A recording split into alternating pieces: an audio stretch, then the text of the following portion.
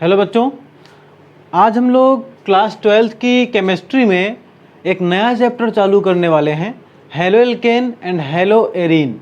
ठीक है, इससे पहले हम लोग दो चैप्टर डिस्कस कर चुके हैं। पहला रासायनिक बलगतिकी, दूसरा विलयन। ये जो चैप्टर है ये आपको एनसीईआरटी की बुक में सेकेंड पार्ट में मिलेगा। सेकेंड पार्ट का पहला चैप्टर है halo alkane and hello arene. ठीक है, तो आज हम लोग ये स्टार्ट करने जा रहे हैं ऑर्गेनिक केमिस्ट्री। तो सबसे पहले हम ये जान लें कि हेलो एल्केन और हेलो एरीन होते क्या हैं। ये जो हेलो एल्केन और हेलो एरीन है ये हैं क्या एक्चुअल में। ठीक है, तो हेलो एल्केन जो होते हैं ये हाइड्रोकार्बन के हैलोजन व्युत्पन्न होते हैं। जो ये हेलो एल्केन्स हैं ये हाइड्रोकार्बन के हैलोजन व्युत्पन्न होते हैं और ये दो प्रकार के होते हैं, halo alkane and hello arene. तो हाइड्रोकार्बन के हैलोजन व्युत्पन्न से क्या मतलब है? कहने का मतलब यह है कि जो हमारा हाइड्रोकार्बन होता है, हाइड्रोकार्बन से अगर कोई H, ये हमारा हाइड्रोकार्बन होगा जिसमें केवल हाइड्रोजन और कार्बन होंगे। हाइड्रोकार्बन से अगर उसका कोई एक H किसी X के, X यानी कि हैलोजन, X को हम लोग क्या कहते हैं? हैलोजन कहते हैं। जब किसी हाइड्रोकार्बन की एक या एक से अधिक हाइड्रोजन, जब किसी हाइड्रोकार्बन की एक या एक से अधिक हाइड्रोजन हैलोजन परमाणुओं से विस्थापित हो जाती हैं, तो जो हमें उत्पाद जो प्राप्त होता है, यहाँ पे हमें जो प्रोडक्ट मिलता है, इसी को हम लोग कहते हैं हाइड्रोकार्बन के हैलोजन व्युत्पन्न। ये हाइड्रोकार्बन श्रृंखला की प्रकृति के आधार पर दो प्रकार के हो सकते हैं। हाइड्रोकार्बन श्रृंखला की प्रकृति के आधार पर यह दो प्रकार के हो सकते हैं, हेलो एल्केन और हेलो एरीन। तो सबसे पहले हम देखते हैं हेलो एल्केन क्या होते हैं। अगर कोई डेफिनेशन लिख रहा है, कोई नोट्स बना रहा है, तो वो पहले इंट्रोडक्शन में सिंपली इतना लिख सकता है कि जब किसी हाइड्रोकार्बन से या जब किसी हाइड्रोकार्बन की एक या एक से अधिक हाइड्रोजन परमाणुओं का विस्थापन हैलोजन परमाणुओं द्वारा हो जाता है, तो प्राप्त उत्पाद हाइड्रोकार्बन के हैलोजन व्युत्पन्न कहलाते हैं। ये दो प्रकार के होते हैं, या ऐसे लिख सकते हैं कि हाइड्रोकार्बन श्रृंखला की प्रकृति के आधार पर या मूल हाइड्रोकार्बन के आधार पर ये दो प्रकार के होते हैं, halo alkane and hello arene. तो सबसे पहले हम देख लेते हैं हेलो एल्केन क्या है।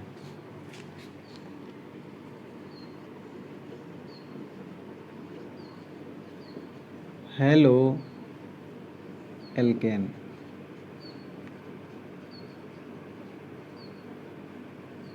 अगर पिछली क्लास में आप लोगों ने IUPAC पढ़ा हुआ है, अगर पिछली क्लासेज में आपने IUPAC नोमेनक्लेचर सिस्टम पढ़ा हुआ है, तो ये जो वर्ड है इसको देखते ही आपके दिमाग में एक स्ट्रक्चर आना चाहिए।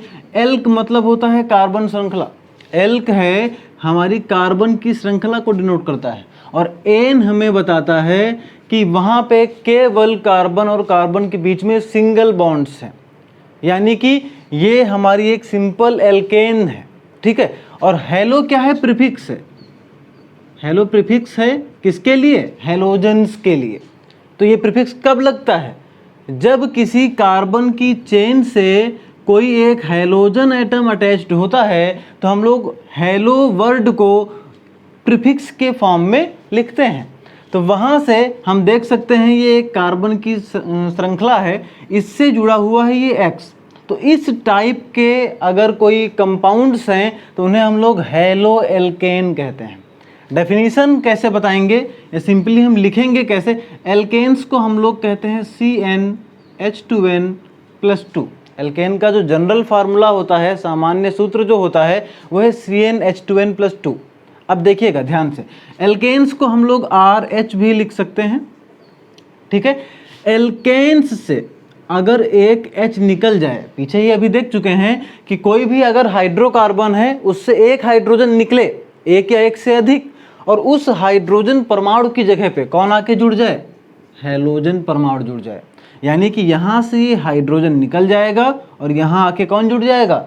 X। तो बनेगा RH। ये था हमारा एल्केन। और इस एल्केन से आके कौन अटैच हो गया, एल्केन से आके जुड़ गया X, यानी कि ये क्या है, हैलोजन है। तो इसको हम लोग कहेंगे हेलो एल्केन। ठीक है, तो परिभाषा हम लोग बना सकते हैं कि जब किसी एल्केन से एक या एक से अधिक हाइड्रोजन परमाणुओं का विस्थापन हैलोजन परमाणुओं से हो जाता है तो प्राप्त उत्पाद हैलो एल्केन कहलाता है। ठीक है, या वे यौगिक जो एल्केन से एक या एक से अधिक हाइड्रोजन के प्रतिस्थापन से, किसके द्वारा प्रतिस्थापन होगा, हैलोजन के द्वारा, जिनमें मतलब जब एल्केन से एक या एक से अधिक हाइड्रोजन हैलोजन द्वारा प्रतिस्थापित होती हैं तो प्राप्त उत्पाद हैलो एल्केन कहलाता है। ठीक है, यहाँ पे ध्यान दीजिए, एक एग्जाम्पल देख लेते हैं। ये हमारी मेथेन है, CH4 को हम लोग क्या कहते हैं, मेथेन। इस मेथेन को हम लोग क्या लिख सकते हैं, CH3H। आपको ये पता ही होगा कि जब किसी एल्केन से एक हाइड्रोजन परमाणु निकल जाता है तो उसे हम लोग एल्किल ग्रुप कहते हैं। ठीक है, क्या कहते हैं, एल्किल ग्रुप कहते हैं। तो यहाँ CH3 और H हमने इसको लिखा ही RH के फॉर्म में है। ठीक है, यहाँ से अगर ये एक H निकल जाए, यहाँ से ये H निकल जाए और यहाँ से आके बाई चांस Cl जुड़ जाता है, क्लोरीन एटम जुड़ जाता है, तो ये बन जाएगा CH3Cl। तो इसका जो कॉमन नेम होगा मेथिल क्लोराइड, ये एल्किल ग्रुप है ना, तो ये हो जाएगा मेथिल क्लोराइड। और अगर हम IUPAC में देखें तो इसी को हम लोग कहेंगे क्लोरोमेथेन। क्या कहेंगे, क्लोरोमेथेन। एक कार्बन है तो मेथेन हो जाएगा। ठीक है, इसी तरह से हम बहुत सारे एग्जाम्पल्स अभी आगे देखेंगे। ठीक है, यहाँ पे बस इनकी परिभाषा याद रखने वाली है जो हम आपको बता चुके हैं। इसके बाद अब देखते हैं हैलो एरीन क्या है। हैलो एरीन, तो यहाँ पे बस थोड़ा सा चेंज हो जाएगा कि जब हम जो पेरेंट हाइड्रोकार्बन ले रहे हैं, यानी जो मूल हाइड्रोकार्बन ले रहे हैं, अगर मूल हाइड्रोकार्बन हमारा एरोमेटिक हो, किस प्रकार का हो, एरोमेटिक हाइड्रोकार्बन हो, जैसे अभी हमने पीछे एल्केन ली थी, तो एल्केन की जगह अगर हम कोई एरोमेटिक हाइड्रोकार्बन ले लें, फॉर एग्जाम्पल बेंजीन। ठीक है, तो यहाँ पे अगर हम, जैसे ये हमारी क्या है, बेंजीन है, और इस बेंजीन पे यहाँ पे क्या होते हैं, हाइड्रोजन्स होते हैं। इन सभी पोजीशंस पे क्या होते हैं, हाइड्रोजन्स होते हैं। इनमें से कोई भी एक हाइड्रोजन अगर हम रिमूव कर दें और उसकी जगह पे हम जोड़ दें हैलोजन, तो जो हमारा उत्पाद बनेगा उसे हम लोग कहेंगे क्या, उसको हम लोग कहेंगे हैलो एरीन। ठीक है, यानी कि जो मूल हाइड्रोकार्बन है अगर वो एरोमेटिक हाइड्रोकार्बन है तो उससे हम लोग पढ़ेंगे कहाँ पे, हैलो एरीन में।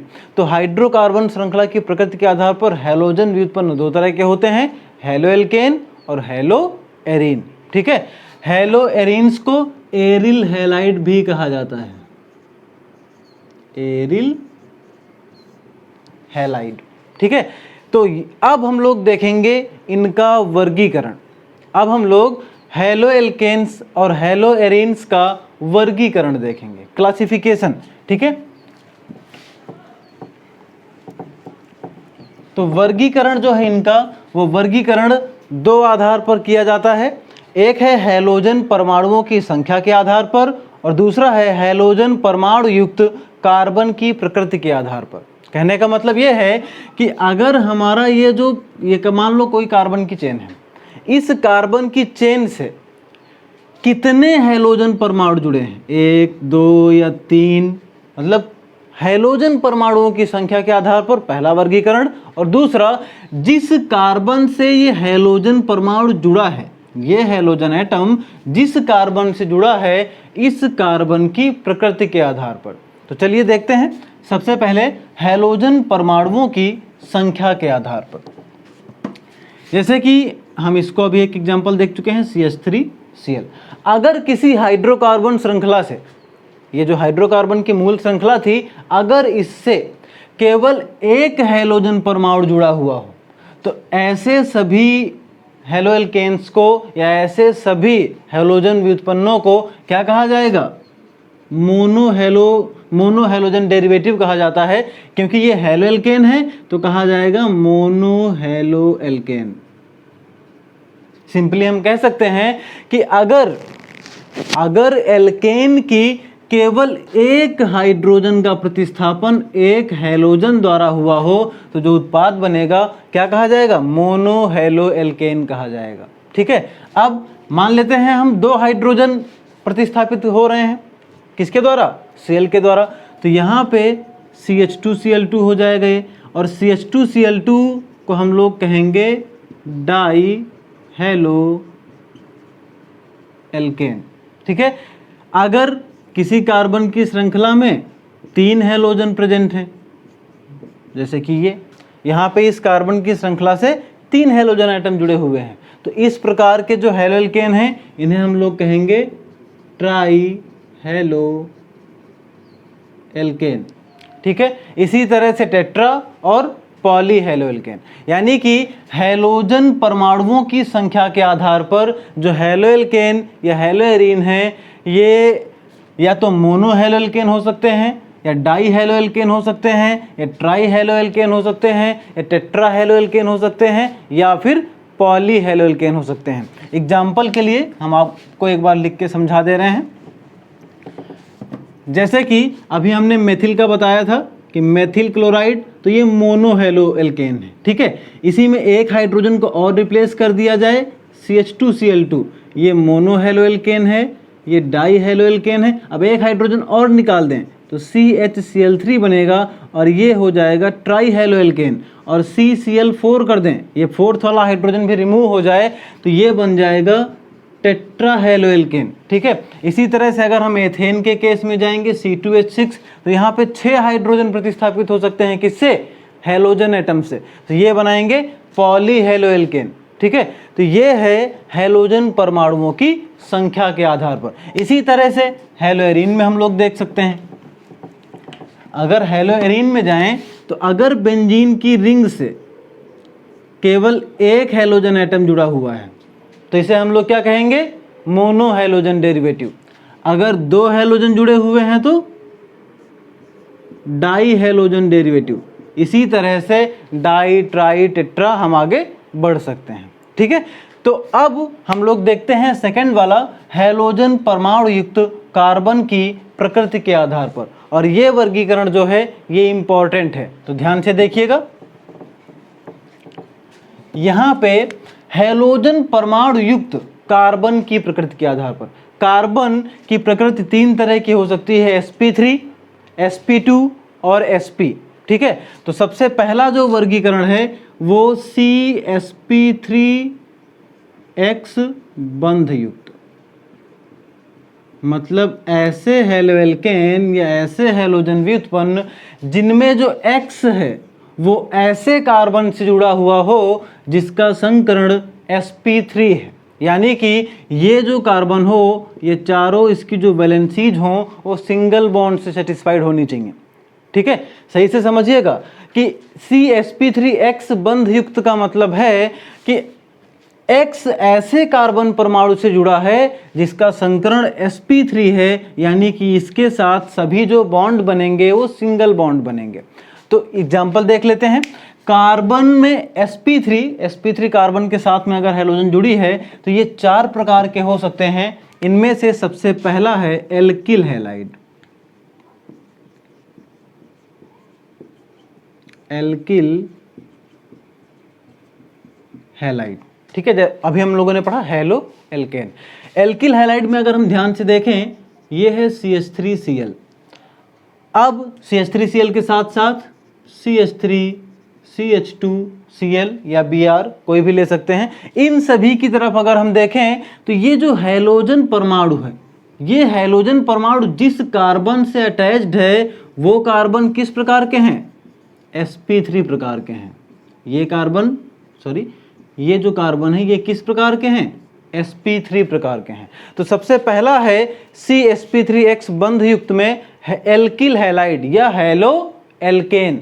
जिनमें हैलोजन ऐसे कार्बन परमाणु से जुड़ा है जो किस प्रकार का है, sp3 टाइप का है। ठीक है, इसी तरह से दूसरा जो इनका वर्गीकरण है, और एक चीज यहां पे हम बताना चाहेंगे दूसरे वर्गीकरण में जाने से पहले कि ये जो एल्किल हैलाइड्स हैं, एल्किल हैलाइड्स 3 टाइप के हो सकते हैं, मेनली 3 टाइप के हो सकते हैं, 1 डिग्री, 2 डिग्री एंड 3 डिग्री। ठीक है, किस प्रकार से, अगर हम यहाँ पे ध्यान से देखें तो अगर हमारी कार्बन चेन इस प्रकार की हो और यहाँ से X लगा हुआ हो, तो अब अगर हम देखें तो हमारे कार्बन मुख्यतः 3 तरह के हम लोग पढ़ते हैं, प्राइमरी, सेकेंडरी और टर्सरी, और फिर चौथा होता है क्वाटर्नरी। ठीक है, तो यहाँ पे देखिएगा ध्यान से, ये जो कार्बन है, जिस कार्बन से ये X जुड़ा हुआ है, तो ये कार्बन यहाँ पे सब जगह पे हाइड्रोजन होंगे। ठीक है, वैलेंसी सेटिस्फाई कर लीजिएगा। यहाँ पे ये जो X है, ये जिस कार्बन से जुड़ा है, ये और कितने कार्बन से जुड़ा हुआ है, 2 कार्बन से जुड़ा हुआ है, तो ये किस प्रकार का होगा, 2 डिग्री एल्किल हैलाइड है। ये है 2 डिग्री एल्किल हैलाइड। अगर यही कार्बन इस कार्बन से लगा होता, ये जो हैलोजन है ये इस कार्बन से लगा होता, तो ये कार्बन केवल एक और कार्बन से जुड़ा हुआ है, तो ये कार्बन किस प्रकृति का है, 1 डिग्री टाइप का है। इसी तरह से अगर बाई चांस मान लीजिए इससे X लगा हुआ है, तो अब ये कार्बन किस प्रकृति का है, ये 3 डिग्री टाइप का है। तो एल्किल हैलाइड्स भी 3 प्रकार के हो सकते हैं, प्राथमिक, द्वितीयक और तृतीयक।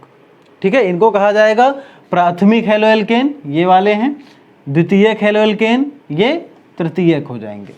ठीक है, 1 डिग्री, 2 डिग्री एंड 3 डिग्री। किस बेस पे हम इनको बताते हैं कि X जिस कार्बन से जुड़ा है वो कार्बन किस प्रकार का है, X से जुड़े हुए कार्बन की प्रकृति के आधार पर हम इनको 1 डिग्री, 2 डिग्री या 3 डिग्री कहते हैं। ठीक है, इसके बाद में अब सेकंड वाला हम देखते हैं, एलिलिक हैलाइड। सेकंड है हमारा एलिलिक हैलाइड। ठीक है, एलिलिक हैलाइड। यहां पे एलिलिक ग्रुप क्या होता है, एलिलिक का मतलब होता है कि कार्बन डबल बॉन्ड कार्बन से जस्ट जुड़े हुए कार्बन से अगर X लगा हो, मतलब इस युग्म से कार्बन डबल बॉन्ड कार्बन के बगल वाले कार्बन से अगर X लगा हो, तो ऐसे एल्किल हैलाइड्स को या ऐसे हैलोएल्केन्स को हम लोग क्या कहते हैं। फिलहाल यहाँ पे ये हैलोएल्केन नहीं है, ध्यान दीजिएगा, क्योंकि यहाँ पे एल्केन तब कहेंगे जब यहाँ पे ये डबल बॉन्ड ना हो, और डबल बॉन्ड है तो ये क्या कहलाएगा, ईन कहलाएगा। ठीक है, तो ये यहाँ पे एलिलिक हैलाइड्स में क्या होता है, डबल बॉन्ड से, हम यहाँ पे मेन जो हमारा क्लासिफिकेशन है वो CsP3X है। ठीक है, यानी X ऐसे कार्बन से जुड़ा हो जो क्या हो, sp3 हो। तो देख सकते हैं आप यहाँ पे कि ये जो X है ये इस कार्बन से नहीं जुड़ा है, इनमें से किसी भी कार्बन से नहीं जुड़ा है। जिस कार्बन से X जुड़ा है वो कार्बन किस प्रकार का है, sp3 प्रकार का है। यानी कि डबल बॉन्ड के बगल के कार्बन से अगर X लगा हुआ है तो ऐसे जो हैलाइड्स होते हैं, ऐसे जो हैलोजन भी उत्पन्न होते हैं, उन्हें हम लोग क्या कहते हैं, एलिलिक हैलाइड कहते हैं। ठीक है, इसके बाद में एक और कैटेगरी है, एलिलिक हैलाइड में ही एक एग्जांपल और देख सकते हैं। अभी हमने ओपन चेन में देखा, हम क्लोज्ड चेन में देख सकते हैं। यहां से अगर X लगा हो तो आप देख सकते हो कि एक कार्बन यहाँ है, एक कार्बन यहाँ है। ये डबल बॉन्ड के बगल वाला जो कार्बन है ये किस प्रकार का है, sp3 टाइप का है, और यहाँ से X लगा हुआ है, तो ये भी एलिलिक हैलाइड का एग्जाम्पल है। ठीक है, इसके बाद में जो सेकंड है वो थर्ड वाला है बेंजाइलिक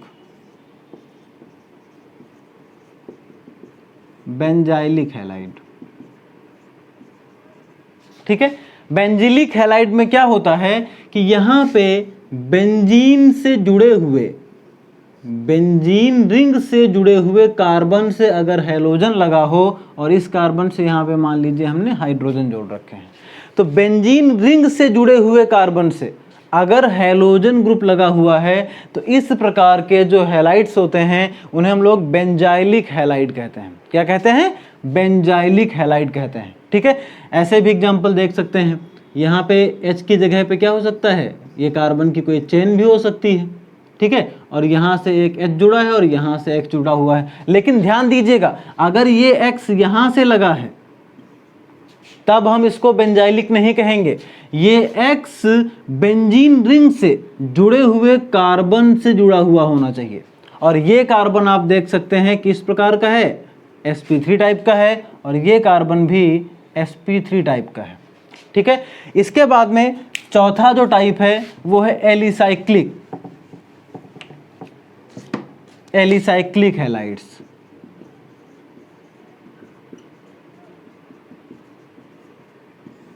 ठीक है, एलिसाइक्लिक का मतलब होता है कि ये एरोमेटिक नहीं होते, इनमें केवल क्लोज्ड चेन होती है। ठीक है, कार्बन परमाणुओं की एक बंद श्रृंखला होती है, और अगर इनमें से किसी कार्बन से अगर X लगा हो तो इस प्रकार के जो हैलाइड्स होते हैं वो एलिसाइक्लिक हैलाइड्स कहलाते हैं। ये भी जैसे अभी पीछे वाले जो पढ़े वो भी प्राइमरी, सेकेंडरी और टर्सरी हो सकते हैं। ठीक है, ये जो कार्बन होगा इस कार्बन के आधार पर प्राइमरी, सेकेंडरी और टर्सरी हो सकते हैं। तो ध्यान से इनको देख लीजिएगा एक बार। सबसे ज़्यादा जो इम्पोर्टेंट है जो आपके सिलेबस में है वो हैलोएल्केन्स हैं, तो उनके बारे में पता होना सबसे ज़रूरी है। और हैलोएल्केन्स केवल कितने प्रकार के हो सकते हैं? 1 डिग्री, 2 डिग्री और 3 डिग्री। ठीक है, बता चुके हैं ये हम। अब हम लोग देख लेते हैं सेकेंड जो टाइप है। सेकेंड टाइप है CsP2X बंध युक्त,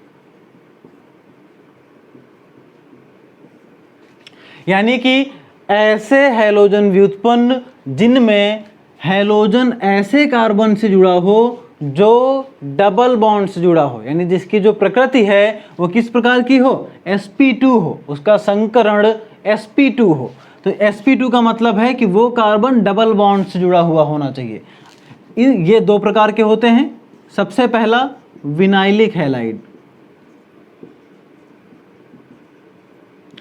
विनाइलिक का मतलब है कि कार्बन डबल बॉन्ड कार्बन से ही क्या लगा हो? X लगा हो, यानी ऐसे कार्बन से एक जुड़ा हुआ हो जो कैसा हो? sp2 टाइप हो। ये कार्बन किस प्रकार का है? sp2 टाइप का है, और इससे डायरेक्ट X लगा हुआ हो, यानी डबल बॉन्डेड कार्बन से।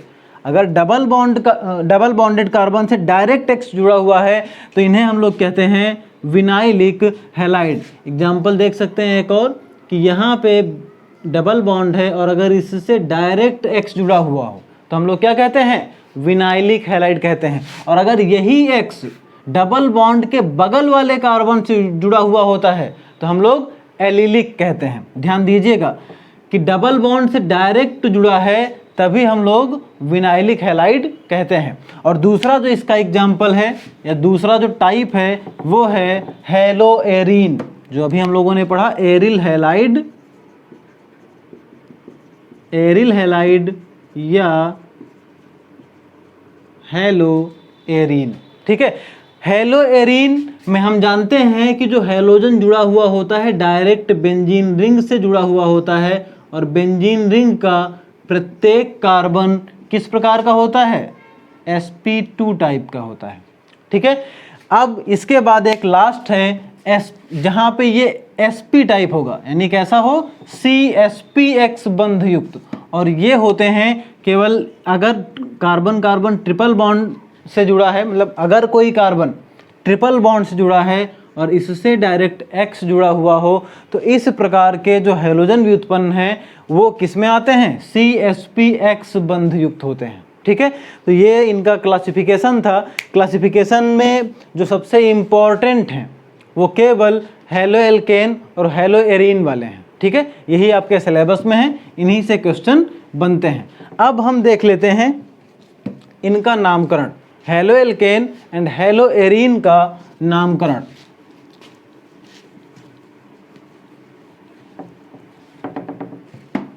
तो हैलोएल्केन का नामकरण हम सबसे पहले देखते हैं।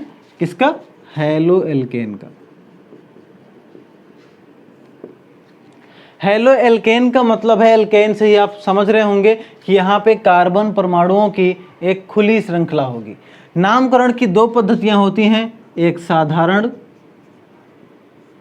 और एक IUPAC। ठीक है, तो बोर्ड को हम फ्री कर लेते हैं, थोड़ा सा स्पेस बना लेते हैं, फिर उसके बाद हम आपको इसका जो नॉमेनक्लेचर है वो डिटेल में बताते हैं। देखिए यहाँ पे हम लोग नॉमेनक्लेचर पढ़ रहे हैं किसका, हेलो एल्केन का। हेलो एल्केन का जो कॉमन नेम होता है उसको हम लोग कहते हैं एल्किल हैलाइड, और एल्किल हैलाइड के आगे हम लोग कॉमन में यूज करते हैं नॉर्मल, सेकेंडरी, टर्सरी, इसके साथ साथ आइसो, नियो और एमाइल। ये जो प्रीफिक्सेज हैं ये हम लोग कॉमन नेम में यूज करते हैं। ये जो एल्किल हैलाइड जो नेम लिखा है ये किस प्रकार का है, कॉमन नेम है ये। ठीक है, इनका हेलो एल्केन्स का जो IUPAC होता है, IUPAC में हेलो एल्केन ही कहा जाता है। बता चुके हैं, ये जो हेलो एल्केन इनका जो नाम है ये IUPAC है। ठीक है, यहाँ पे अब हम लोग कुछ एग्जाम्पल्स देख लेते हैं।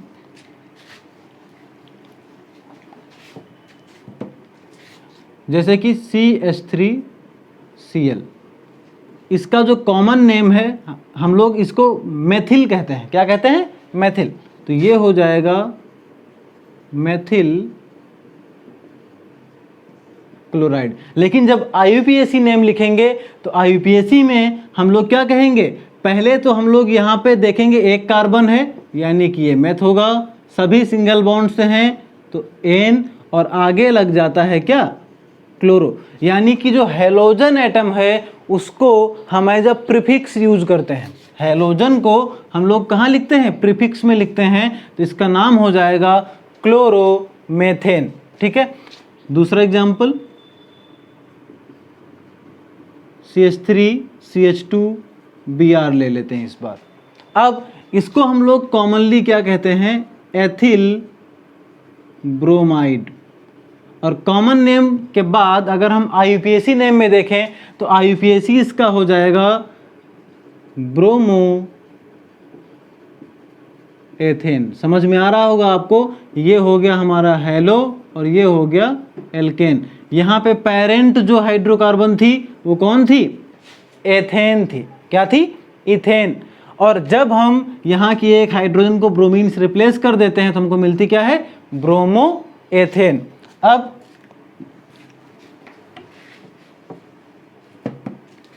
अगर हम एक और चेन ले लेते हैं CH3CH2CH2Br, इसे हम लोग क्या कहेंगे, एन प्रोपिल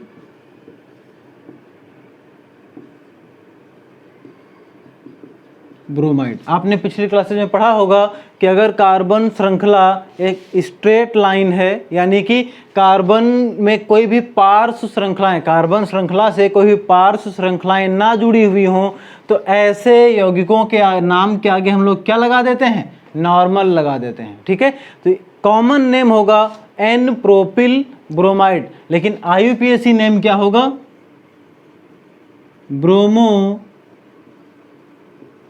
प्रोपेन।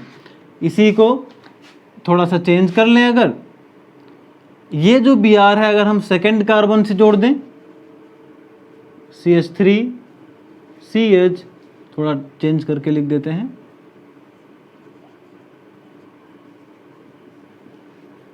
अब देखिए ये जो कार्बन है ये 2 डिग्री हो गया, ये कार्बन क्या हो गया, 2 डिग्री हो गया, जिससे ये Br जुड़ा हुआ है। और इस ग्रुप को हम जानते हैं कि इस ग्रुप को अगर जहां हम टर्मिनल पे देखते हैं तो वहां पे आइसो लगाते हैं, तो कॉमन नेम में इसको हम कहेंगे आइसोप्रोपिल ब्रोमाइड। लेकिन IUPAC नेम में 1 2 3, तो क्या हो जाएगा ये 2 ब्रोमो, 3 कार्बन है तो प्रोपेन। ठीक है। अब अगर हम एक कार्बन और बढ़ा दें इसी में, हम 4 कार्बन की चेन ले लेते हैं,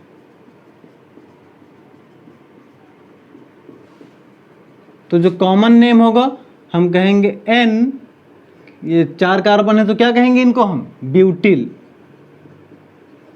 N ब्यूटिल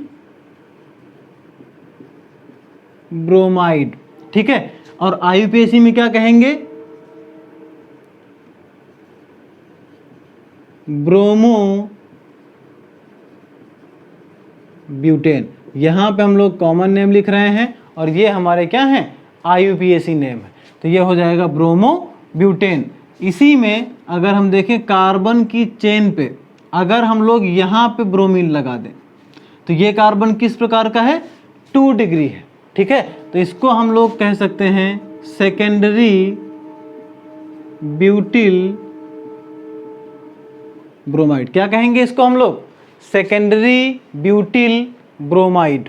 ध्यान से देखिएगा, इसी में हम अगर कार्बन को अब इधर लाएंगे तब भी ये क्या रहेगा, सेकेंडरी ब्यूटिल ब्रोमाइड ही रहेगा, ठीक है।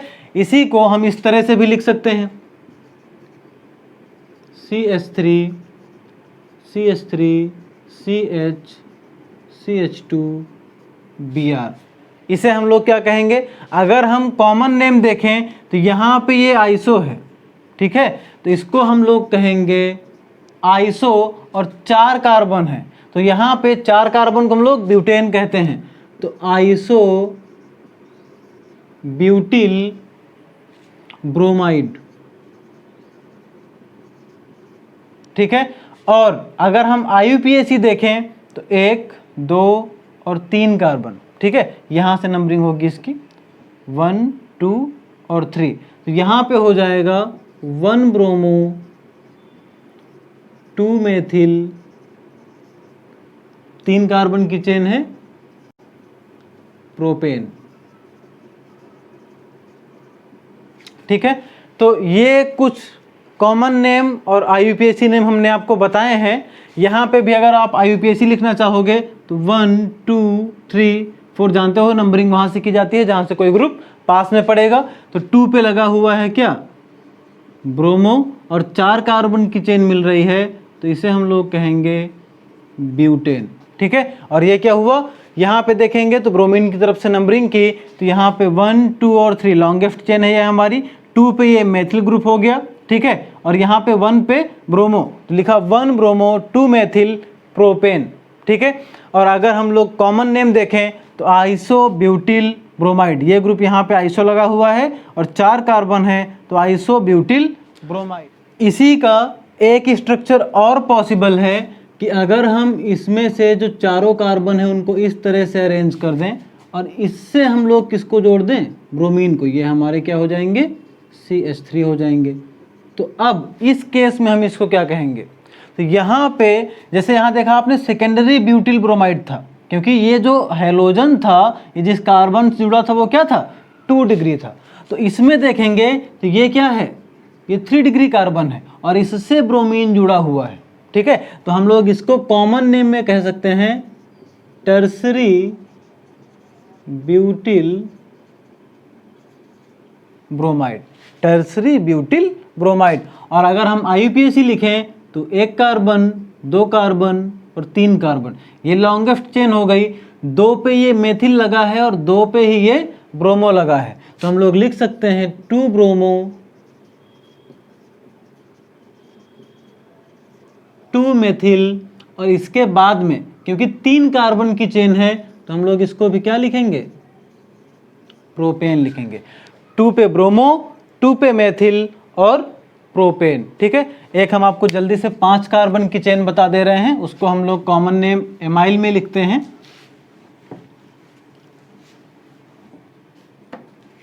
जैसे कि 5 कार्बन की चेन हो और इससे यहाँ पे X लगा हुआ हो, तो इसको पहले तो N पेंटिल,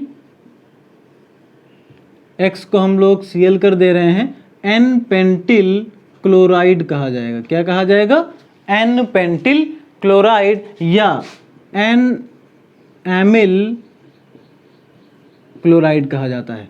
लेकिन जब हम लोग IUPAC लिखेंगे तो IUPAC के केस में हम लोग क्या कहेंगे, 5 कार्बन की चेन को हम लोग पेंटेन कहेंगे और Cl लगा है तो कहा जाएगा क्लोरोपेंटेन। इसी तरह से अगर हम लोग इनका अरेंजमेंट चेंज कर दें, इस तरह से यहाँ से X जोड़ दें तो ये ग्रुप क्या हो जाएगा, आइसो हो जाएगा।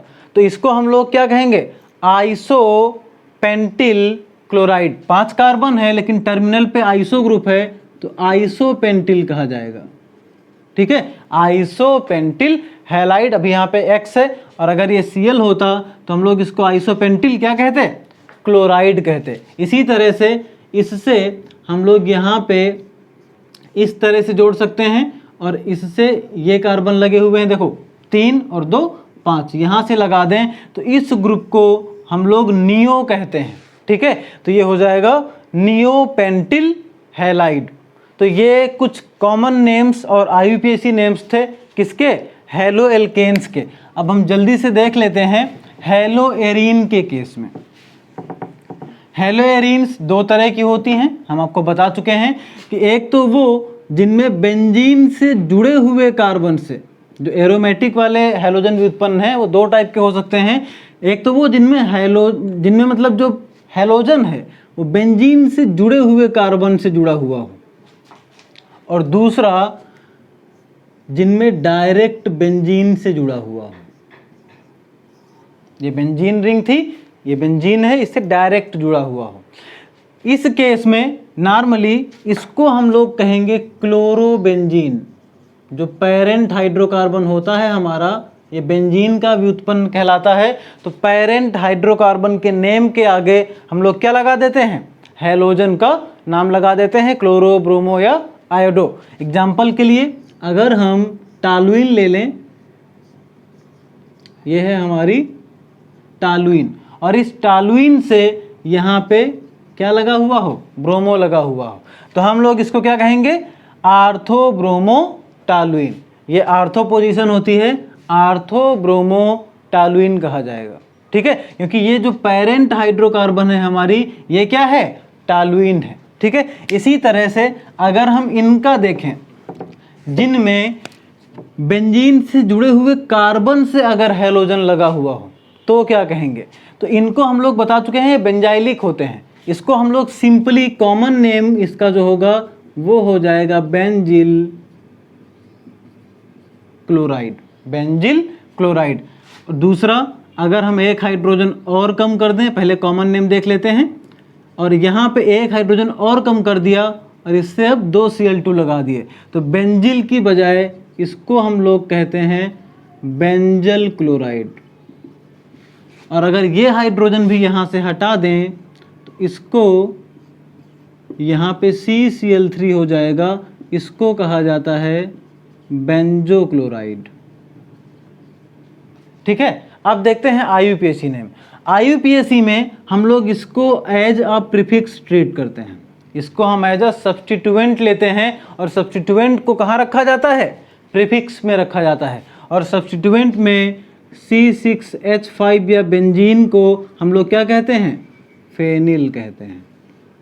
ठीक है, तो यहाँ पे एक कार्बन की चेन है, एक कार्बन को हम लोग कहते हैं मेथेन, और पहले ही कार्बन से क्या लगा हुआ है, फेनिल। लेकिन क्लोरो को हम लोग पहले लिखेंगे, ये भी हमारा क्या है, सब्स्टिट्यूएंट है, और ये भी सब्स्टिट्यूएंट है, तो दोनों को ही कहाँ लिखेंगे, प्रीफिक्स में लिखेंगे, और प्रीफिक्स में अल्फाबेटिकल ऑर्डर में लिखेंगे। तो ये हो जाएगा क्लोरोफेनिल। क्लोरोफेनिल क्या, एक कार्बन है,